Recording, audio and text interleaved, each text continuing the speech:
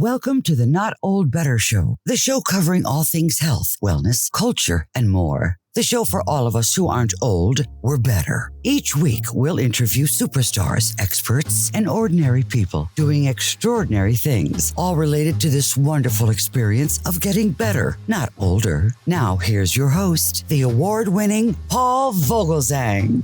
Welcome to the Not Old Better Show, Art of Living interview series on radio and podcast. I'm Paul Vogelzang. Today's episode is sponsored by Talkspace, part of our May Mental Health Awareness Month. Today, we are going to be talking to author Stephanie Dray about her new book, Becoming Madam Secretary. Today's episode is where history and the present converge to inspire, inform, and ignite our audience. We are embarking on a journey through time, guided by New York Times bestselling author Stephanie Dray, a master of historical fiction who brings to life the stories of women whose legacies have sculpted our world, of early 20th century America, with Stephanie Dray's latest tour de force, which is available at Apple Books, titled Becoming Madam Secretary. This riveting novel chronicles the real life of Frances Perkins, a woman of indomitable spirit and intellect who shattered glass ceilings to become the first female cabinet member in U.S. history, serving as Secretary of Labor under President Franklin D. Roosevelt. Raised on tales of revolutionary ancestors, Perkins's journey from the tenements of New York City's Hell's Kitchen to the corridors of power in Washington, D.C. is a testament to her unwavering determination to enact change. Through Stephanie Dray's meticulous research and compelling narrative, we witness Perkins navigating a world dominated by men, her life intertwined with figures like Sinclair Lewis and Eleanor Roosevelt, and her pivotal role in shaping policies that remain cornerstones of American society, such as Social Security and labor rights. Becoming Madam Secretary by Stephanie Dray is more than a chronicle of political achievement. It's a story of personal sacrifice, love, loss, and the balance between public service and private life in times of national crisis. It's a tale that resonates profoundly with our audience, reminding us of the enduring impact of perseverance, vision, and the courage to challenge the status quo. Join us for an enlightening conversation with New York Times bestselling author Stephanie Dray as we explore the depths of Frances Perkins' legacy, the challenges of bringing historical figures to life, and the lessons their stories hold for us today.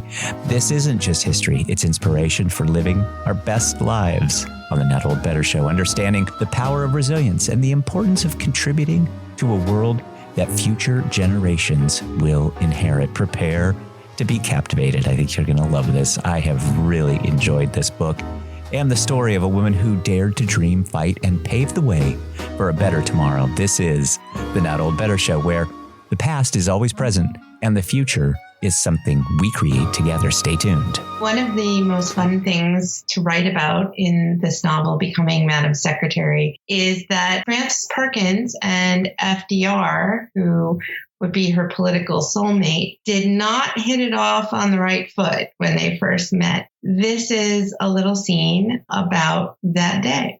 I didn't think much of Franklin Delano Roosevelt when I first met him, but in my defense, almost no one who met him in those days dreamed he'd amount to much. He wasn't born a great man, and I'm not even sure he was a good one. Goodness and greatness came later. When I met him, he was still an insufferable popinjay. My new job required mixing with the city's upper crust, people with old names or new money who could use their influence to support our causes. So I was grateful to procure an invitation to a late afternoon society tea dance in Gramercy Park, where, after my long-standing habit of surviving on nothing but coffee and the occasional banana sandwich, I was inhaling cakes and asparagus puffs like I'd never get another meal. That's when I overheard the beginnings of a rather spirited argument between a group of old walrus mustached high hats and a clean-shaven young dandy wearing a starched collar that seemed to prevent him from dipping his pointy chin low enough to look upon the little people. "Now, Frank," one of the old men said, "don't get worked up about your Uncle Ted.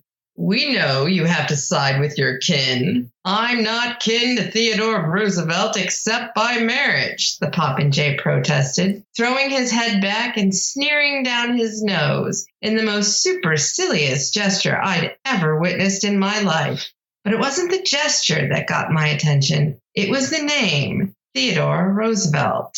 That, of course, is our guest today, Stephanie Dray, reading from her new book, Becoming Madam Secretary. Let's meet Stephanie Dray. Stephanie Dray, welcome to the program. Thank you for having me. Well, thank you for joining us and for so generously reading a passage from your new book, Becoming Madam Secretary. The book is fantastic. You have shared it with me. I've just enjoyed it. I love what I do because, for one, I get to talk to people like you who are always very interesting. This book was fascinating to me. I didn't know this story. So right out of the gate, I've got that admission to make. But congratulations on this wonderful book. You have worked very hard, and I'm looking forward to talking to you. Well, thank you. And to be honest, I wasn't very familiar with Frances Perkins' story either until I started writing this novel. I kind of have the easy part of this because I've become introduced to you via the book. How did you first become introduced to the subject? Because it is a fascinating one. Well, that's a great question. Thank you. Unlike the heroine in this novel, my family consists mostly of very recent newcomers to the American experiment. So while Frances Perkins thought a lot about her revolutionary past, the revolution that mattered to my family was the New Deal. My family were immigrants, mostly from Italy. They'd come from poverty and oppression. They lived through the Great Depression. And I grew up on stories about how they had to forage for mushrooms and hope that they didn't get a poisonous one, and how they ate squirrels, and how an uncle of mine died trying to steal coal from a passing train so that he could keep the family warm. And they always told me that Roosevelt saved them. And they talked about the Civilian Conservation Corps, which my grandfather joined, and he was able to send $1 home to save his family. And so he was really revered in our family. It was a real surprise to me to find out that Frances Perkins was really the woman who was responsible for most of the New Deal programs that most benefited my family and other Americans. Now, I had been familiar with her as America's very first female cabinet secretary, but mostly through the pictures of her where she's an older woman, she's kind of dowdy and very schoolmarmish. I didn't realize her history until I stumbled across a photo of her, a very young woman, realized that she was a stylish young activist in her day. And that just fascinated me because, you know, we sometimes forget we were all young people once with big dreams, and she happened to make hers come true. Fascinating. She becomes Madam Secretary, the title of your book, Becoming Madam Secretary. She was a Secretary of Labor. What a wonderful story and connection that you've had. I'll just tell you this briefly as an aside. My own mother was, my family are immigrants too from Holland. My own mother was captivated by Eleanor Roosevelt. She had heard her speak once in Southern California as a young, my mom was a young girl and heard Eleanor Roosevelt speak and was just so impressed with her as a woman. And it just served my mom forever to have everything that she represented. And so I just get the sense in reading the book, your wonderful book, that Frances Perkins was this same type of woman and pivotal in some of these critical moments in American history. How did you maintain a balance in telling this story so that you could share honestly about her personal sacrifices, but still laud her achievements because there were many? Yeah, she was a great lady, as was Eleanor. Mm-hmm. And the two of them were certainly allies and friends. They were not close friends, though, because Frances was really a little bit closer to Franklin. And the two of them, the Roosevelts, lived separate lives in some ways. Balancing covering Frances's political achievements along with her private life is really the wonderful thing about historical fiction. That's what I get to do, and I just love it. Mm-hmm. Because we hear about dates in history class, but we very rarely get to see the personal stories. And with Frances in particular, this was tough because she was a very private person, and I'm not sure she would have liked me telling her private stories, but I believe that they need to be told. She is a great American heroine. And I think there needs to be a street named after her in every American town. I agree. I think that these people do need to get the attention. I just found the story to be riveting. Again, congratulations. The book is Becoming Madam Secretary. Our guest today is Stephanie Dray. Let's talk about some of the other historical figures. In addition to Franklin and Eleanor that Frances Perkins meets along the way, she meets Sinclair Lewis. She develops this ongoing relationship with Minnie that really kind of developed her style and added to her life's journey. And you tell that story so wonderfully as well. And so I wonder, how did you stay in the lane there and telling all those stories there? Well, I had a great advantage in that these were real people. Yeah. And someone like Sinclair Lewis has a very strong authorial voice. So I was able to read his books and get a sense for what he might have been like. And he was apparently very annoying to Frances's friends, but she knew he was brilliant and clever. And he really brought out a playful side in her that almost no one else in her life brought out. So I thought that was important to show. I love the research. Historical fiction is, I think, nothing without all of the historical context that you bring to it. Maybe share some of the insights that the research that you did on this area of her life and how you were able to treat this biographically, but then adding some of these kind of interpretive events, still keeping it historically accurate because it's well put together. For those who might know my work, I often write about historical figures. Mm-hmm. In America's First Daughter, I wrote about Thomas Jefferson's eldest daughter, Patsy. And in My Dear Hamilton, I wrote about Eliza Hamilton, his wife. In The Women of Chateau Lafayette, I covered Beatrice Chandler as well as Adrienne Lafayette. And those were all very deep dives. And I was really eager to do the same with Frances Perkins. But I started this book at the height of the pandemic. And so suddenly I was presented with a situation where I couldn't actually travel and go to see her papers or her home or do any of the things that I normally would do in bringing a story alive. But fortunately, this is the most modern heroine I have tackled before. And so there were lots of pictures of her and there were recordings of her voice. That was really extraordinary to be able to hear what my heroine sounded like. She had written a number of books and she has an oral history that was very kindly digitized by Columbia University. So I was able to read, I think it was something like 5,000 pages. Wow. Of her just talking about her life. She's obviously very guarded about some of the things that she's talking about, but every now and then she slips and you hear her personality slip out that she doesn't want people to know. She can be quite funny, and she is not the school marm that she liked people to believe she was.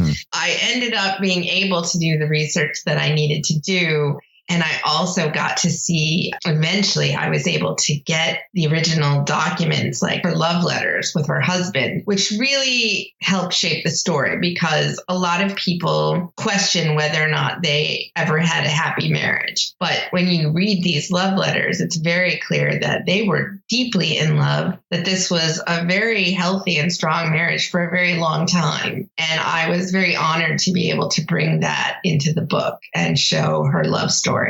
Hi, it's Paul. We will be right back with our interview with author Stephanie Dray about her wonderful new book, Madam Secretary. Please stay tuned. Today is May 1st. It's an important day. It happens to be my birthday, but the month marks Mental Health Awareness Month. And as a proud sponsor, Talkspace encourages you to talk it out with a therapist. Opening up can stir a mix of emotions, but consistent dialogue, a licensed professional, brings unique insights and truths. Embrace these moments for breakthroughs and unconditional support through Talkspace. This is particularly personal to me and to my family. And for my own journey, I have felt the lows deeply impacting both me and my family. It wasn't until I engaged with Talkspace that I realized the profound benefit of accessible therapy. They made it easy to start. finding a therapist that clicked with me and allowing therapy sessions from wherever I felt comfortable. This ease and accessibility brought incredible changes to my life. Talkspace stands out by making therapy not only accessible, but also affordable. Within just 48 hours of signing up, you're matched with a therapist right for you, ready to meet virtually anywhere and anytime, saving you the commute and the hassle. This platform from Talkspace also ensures that help is continuous with options to message your therapist anytime. With Talkspace, therapy is tailored to fit your life and your needs, secure and confidential, safeguarded by the latest encryption and compliant with HIPAA. Celebrate May's Mental Health Awareness Month by giving Talkspace a try. Use promo code SPACE80. That's space, SPACE 80 for $80 off your first month when you visit Talkspace.com/NOB. This will all be in our show notes, but start your therapy journey. Support Mental Health Awareness Month. Support our show and check out Talkspace.com/NOB. Thanks, everybody. Our guest today is New York Times bestselling author Stephanie Dray, who's written the new book, Becoming Madam Secretary. It's just excellent. I just can't recommend it enough. It's getting great reviews from so many online already. I love what Kate Quinn, also a New York Times bestselling author, has to say about it. It's this great word she used. She just says, a proud anthem to a forgotten founding mother, unputdownable. I love that. That's excellent. Congratulations, Stephanie Dray, on this fantastic work. People need to read this. You talk about the New Deal and the work during this period of time during FDR. And so many in my audience know so much about Social Security as Social Security participants, but her work here, Frances Perkins' work, her role in developing Social Security was really very fundamental. And I thought it was interesting because the president, of course, gets an awful lot of credit. That's kind of due to the nature of the beast. But here we have Frances Perkins getting an awful lot of attention now for this work, too. And so her contributions are enduring. And I think our listeners are going to be fascinated about this aspect. Were you surprised at some of that information as you were digging it up, the Social Security work and her efforts behind it? Yes, I'll tell you what I was most surprised by. I knew that Frances Perkins, who had been a longtime social activist and government worker when FDR approached her to be Secretary of Labor, I knew that she was part of getting this program off the ground, knew she was an advocate. But I didn't realize that she essentially dragged President Roosevelt kicking and screaming into having a Social Security program. Mm-hmm. I had no idea. And it was actually sort of delightful to watch their back and forth on this, because when he first asked her to become his Secretary of Labor, she wants to say no. And there are very good reasons that she has to say no. But her plan as to how she's going to get out of this is she gives him a laundry list of programs that she would want to pursue if he makes her Secretary of Labor. She thinks they're very unrealistic. But he looks at her list and he says he's happy to support all of it, except for one. He says, but not this Social Security plan. That's crazy, Frances. And she is seduced by the idea that she can convince him. She's already convinced him about these other issues. And so it really becomes a centerpiece of their early work together in the administration, that she is fighting for priority, for attention. She's struggling with other cabinet members and other important officials in the administration. And then ultimately, they're on the same page and they achieve this historic accomplishment together that will link their names forever. Yes, on such an amazing level, too. This Social Security is part of who we are as a people. It's such an important aspect of this story. Becoming Madam Secretary, Stephanie Dray is our guest. She's the author of this book. It will be out on March 12th. We'll have links so that our audience can find out more information about Stephanie Dray, her new book, and where you can go to order this book too. I think we want to go out and get this. Absolutely. I recommend it highly to our audience. The other aspect that I didn't know much about Stephanie Dray that I just found fascinating, and as Secretary of Labor, her role as being an advocate for labor rights, the event is titled The Triangle Shirtwaist Factory Fire. This played an enormous role in the story. I wonder if you'd tell us a little bit about that event, first of all, and why we need to understand that, especially today. At the time that this event took place, Frances was working for the Consumers League in New York. And she was already in the vanguard for labor reforms. She knew that there were sweatshops, there were lots of very unsafe conditions. And she had been talking about the fact that there were risks of fire. And she had even been working with some of the women who were seamstresses in the shirtwaist factory who had been telling her that the conditions there were terrible. So she actually knew some of them. And by happenstance, she was at a tea party very close by the factory when she heard the fire bells go off. And she says she knew immediately which building would be on fire. She went out and there she witnessed this horrific scene because not only was the building on fire, but the owners of the shirtwaist factory had locked the doors and the seamstresses and their employees could not get out. And so these people, mostly young women, were forced with a choice to either jump out the window of this very tall building or burn alive. And the witnesses, who Frances Perkins included amongst them, were on the ground telling these girls not to jump, but of course they had no choice. And so she witnessed dozens of people jumping out of the windows and landing so hard on the pavement that they were breaking awnings and crashing through the sidewalks into the cavities below. And there were no survivors. And it was all over in about 30 minutes and everyone felt helpless. And Frances says that the New Deal was born on that day for her. I think it galvanized her devotion because she thought to herself, why would God put me here to witness this? He wouldn't have done it unless I was meant to change things. And she took that on as a religious mission of her life. And she did change conditions. She changed the world. We should all be very grateful to her. If you have a fire sprinkler overhead right now as you're listening to this, you can thank Frances Perkins. Thank her, we do. I just thought that was such a powerful story too, tragic in every sense. Frances Perkins had other tragedies that she faced down. She experienced, not personally, but some mental health issues within her own family that shaped her. I wonder if you'd tell us a little bit about that and how that's influenced some of her work publicly, her policies, perhaps. Frances came from an old revolutionary family, which I mentioned before, and there was a sort of a strain of madness in that family. There were a number of revolutionary ancestors who did have mental health issues. So she had always grown up knowing this was a problem that people could face. And there's some indication that her sister also may have suffered from mental illness. But Frances was also very old school. And like many people, until you experience it for yourself, you think, well, why can't they just get over it? Why are they sad?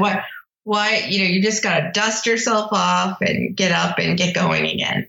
But she eventually would face the tragedy of her husband suffering what we now know to be bipolar disease. And he was a brilliant man who was really laid low by this illness. And this was really coming to a head at the time she was making all these strides for the American people.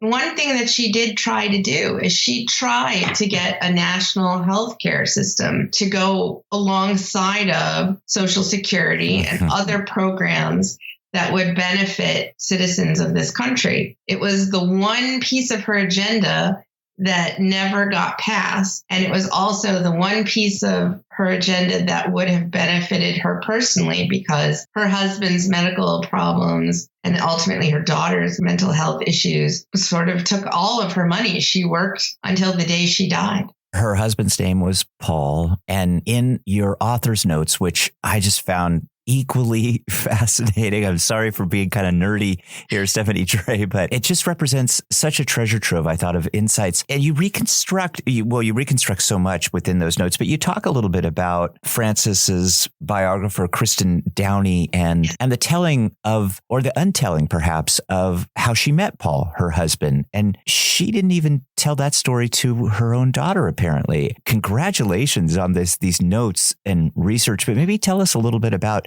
how you came across all of this, because that was an amazing little fact, I thought. I talk about how I met my wife to everybody. Yeah. And it's only natural, which is why I don't believe Frances. Frances was never above fibbing. She learned how to fib. Yeah, she learned this from FDR, who was a very cagey political animal. But Frances was very protective of her privacy. And for something that was sacred to her, she would never talk about it. So her very excellent biographer was unable to figure out how they met. And I saw in Frances's oral history that she sort of brushes it off. She doesn't remember. And I thought, what a load of malarkey. That's great. She doesn't want to tell us. Yeah. So this is why writing historical fiction is so much fun, because I can go where historians should rightly fear to tread. Kristen Downey, she's not going to say something like how they met because she has no evidence for it. I just get to make it up. So, so that's what I got to do. I get to fill in the blanks. Yeah, well, you've done such an amazing job. Great to hear the word malarkey, too. I don't think we use that quite enough. And so thank you for all of your wonderful writing and all of your work. Well, final question for you, Stephanie Dray, again, author of Becoming Madam Secretary. Such a great book. We have overlooked some of these wonderful, powerful women who have made such amazing contributions. And Frances is just one of them. What are you talking about in relation to Frances that we really should remember and keep in mind as we start to appreciate some of the future female political leaders? Because I think there are going to be many. I hope so. Mm-hmm. I think that history is often written, at least it has been up until now, from a point of view that talks about sort of the great men in history. And there are a lot of great men in history, but there have also been many great women in history, and they tend to get forgotten. And it's important that we remember them because it inspires half of our population to do better and to participate and to remember that they are ostensibly equal citizens in this great republic. Thanks for the work. Congratulations on this book and for being just a wonderful guest. It's just been a pleasure, joy to talk with you. You have such a nice sense of humor and your work is just so excellent. Again, Stephanie Dray has been our guest, author of Becoming Madam Secretary. The book is on sale March 12th. Find it at your favorite bookstores. We'll have links in the show notes today for more information about Stephanie Dray and all of her work. Stephanie Dray, thank you so much for joining us today. And I'll be selfish for a moment and just say, please come back as you do more of this. I love historical fiction just personally, and your work is just excellent. So as you do more of this, please come back and share it with us. I know our audience is going to love it just the same. I would love to. Thank you. This has been a delight. My thanks to New York Times bestselling author Stephanie Dray, who's written the new book, Becoming Madam Secretary. My thanks to you, our wonderful audience here on radio and podcast. My thanks, of course, to executive producer Sam Haneker. Please be well, be safe, and let's talk about better. The Not Old Better Show Art of Living interview series on radio and podcast. Thanks, everybody. We will see you next week. Thanks for joining us this week on the Not Old Better Show. To find out more about all of today's stories or to view our extensive back catalog of previous shows, simply visit notold-better.com. Join us again next time as we deep dive into some of the most fascinating real-life stories from across the world, all focused on this wonderful experience of getting better, not just older. Let's talk about better. The Not Old Better Show. Hi, one final thing. Please check out our website for this episode and all episodes at notold-better.com, or subscribe to the podcast on Apple Podcasts, and be sure to check out your local radio stations to find out more about the Not Old Better Show on podcast and radio. You can find us all over social media. Our Twitter feed is Not Old Better, and we're on Instagram at Not Old Better too. The Not Old Better Show is a production of NOBS Studios. I'm Paul Vogelsang, and I hope you'll join me again next time to talk about better. The Not Old Better Show. Thanks, everybody. We'll see you next week.